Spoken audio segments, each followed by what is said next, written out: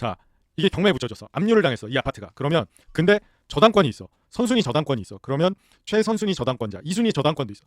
이 저당권자들이 제일 먼저 배당금을 받아가.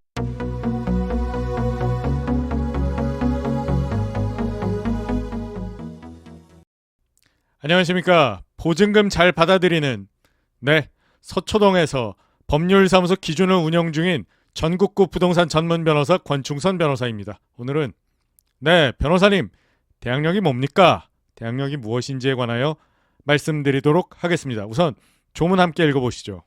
자, 대항력이 뭡니까? 주택임대차 보호법 제3조 대항력 등 제1항 임대차는 그 등기가 없는 경우에도 임차인이 주택의 인도와 주민등록을 마친 때에는 그 다음 날부터 제3자에 대하여 효력이 생긴다. 이 경우 전입신고를 한 때에 주민등록이 된 것으로 본다. 뭐라고요? 제3자에 대하여 효력이 생긴다. 대항이 뭡니까? 대항이라는 거는 법률행위의 당사자 아닌 제3자에게 그 법률행위의 효력을 주장하는 겁니다. 원래 법률행위는 그 당사자 사이에만 그 효력이 발생하는 겁니다. 임대인, 임차인 사이에 임대차 계약을 체결하였다. 임대차 계약이라는 법률행위는 임대인과 임차인 사이에만 그 효력이 발생하는 겁니다. 그래서 임대인은 임차인에게 임대 목적물을 빌려주고 임차인은 보증금과 그 임료를 임대인에게 지급하는 겁니다. 근데 임대인의 아버지가 와서, 임대인의 어머니가 와서 임차인에게 보증금을 지급하라, 아니면 임료를 지급하라고 강제할 수는 없는 겁니다. 왜? 기본적으로 법률행위는 법률행위의 당사자 사이에만 그 효력이 있기 때문입니다. 그런데 대항력이라는 게 발생하면 제3자에게도 그 효력이 미친다고 하는 겁니다. 당사자 아닌 제3자에게도 채권계약의 효력이 미친다고 합니다. 그런데 그 대항력이라는 것은 일반적으로는 민법에 따라서 등기가 되어야 대항력이 발생을 합니다. 그런데 주택임대차 보호법에서는 제3조 제1항에서 임대차는 뭐라고요? 등기가 없는 경우에도 뭘 하면 주택의 인도와 주민등록을 마친 때에는 언제부터? 그 다음 날부터 제3자에 대해서 효력이 생긴다고 하고 있습니다. 이게 바로 주택임대차 보호법상의 대항력입니다. 대항력 맨날 대항력이라고 하니까 인도와 주민등록 그 다음 날부터, 인도와 주민등록 그 다음 날부터 대항력 발생. 근데 대항력이 뭐냐고요? 제3자에게 그 효력을 주장할 수 있다는 겁니다. 왜 제3자한테 해야 되는데? 마음이 착한 사람한테는 이게 아파트로 보입니다. 이 아파트에 내가 임차인입니다. 임차인이면 나중에 뭐가 발생하죠? 임대차 계약 기간이 종료하면 보증금 반환 채권이 발생하게 됩니다. 그런데 그 보증금 반환 채권이 대항력이 없다면 어떤 경우가 생기냐? 자, 이게 경매에 붙여졌어. 압류를 당했어. 이 아파트가. 그러면 근데 저당권이 있어. 선순위 저당권이 있어. 그러면 최선순위 저당권자, 2순위 저당권도 있어. 이 저당권자들이 제일 먼저 배당금을 받아간단 말입니다. 저당권은 뭐다? 물권이니까 이 선순위 배당 받아가요. 저당권자들이.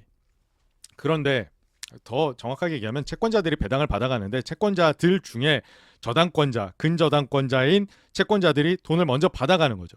그런데 누구? 임차인이 나도 임대차 계약이 종료하면 뭐가 돼? 채권자가 돼. 무슨 채권자가 돼?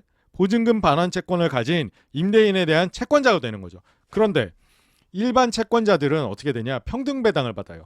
평등 배당이라는 건 이 물건 하나에 채권자가 10명이다. 그럼 10명이 채권 금액 비율대로 평등 배당을 받는데 저당권자들은 흡수 배당이라 그래서 결과적으로는 자기네가 먼저 받아가는 꼴이 된단 말이야. 그런 겁니다. 이게 바로 물권의 효력인데 등기가 돼 있으면 임차권도 등기가 돼 있으면 순위에 따라서 대항력을 가질 수 있다는 의미는 선순위 근저당권자 등 다른 채권자들의 비과 나의 순위를 비교해서 내가 최선순위면 내가 먼저 받아가는 거고, 그렇게 물권적 효력과 비슷한 효력이 발생을 해서 이 물건이 경매에 넘어가더라도 여기서부터 받는 배당금에서 나도 순위를 주장할 수 있게 되는 것. 순위를 주장할 수 있게 되는 게 이게 바로 이 물건에 대해서 내가 임대차 관계를 갖고 임대인뿐만 아니라 제3자에게 대항력을 행사할 수 있다는 그런 의미란 말이에요. 결국 뭐냐? 대항력이라는 거는 제3자한테 행사하기 위한 그런 겁니다. 뭘? 계약의 당사자, 법률행위의 당사자 아닌 제3자에게 그 법률행위의 효력을 주장하기 위한 게 그게 대항력입니다. 그런데 주택임대차 보호법상의 대항력은 특별히 등기가 없더라도 인도와 주민등록을 마친 때에는 그 다음날부터 제3자에게 효력이 생긴다는 거죠. 그래서 임대차 계약은 원칙 임대인과 임차인 사이에만 효력이 있는데 3. 대항력이 있으면 보증금 채권을 갖고 등기 없이도 해당 임대 목적물에 대하여 제3자에게 보증금 반환 채권의 순위보전의 효력을 주장할 수 있다는 게 이게 임대차 보호법상의 대항력의 가장 큰 의미라고 할 수 있습니다. 결론, 대항력이 있어야 경매에서 임대 목적물의 환가대금에서 순위에 따른 배당을 받거나 배당받지 않고 변제받을 때까지 임대 목적물을 점유하는 등의 행위를 할 수 있다는 거죠. 물론 보증금 반환 청구 소송 등을 통하여 집행 권한을 만들어야 배당받을 수 있습니다. 자, 인도와 주민등록의 유지가 어려우니까 임차권 등기를 하고 인도하고 나면 임대인이 이행지체에 빠지기 때문에 보증금 반환 청구 소송을 하여 승소하면 반환 청구 소송 시부터 연 12%의 지연이자와 변호사 비용까지 다 받을 수 있는 것이죠. 그래서 뭐가 중요하다? 대항력이 중요한 겁니다. 대항력도 중요하고 제일 중요한 건 보증금 반환 청구 소송에서 제일 중요한 건 뭐다? 이게 아파트야.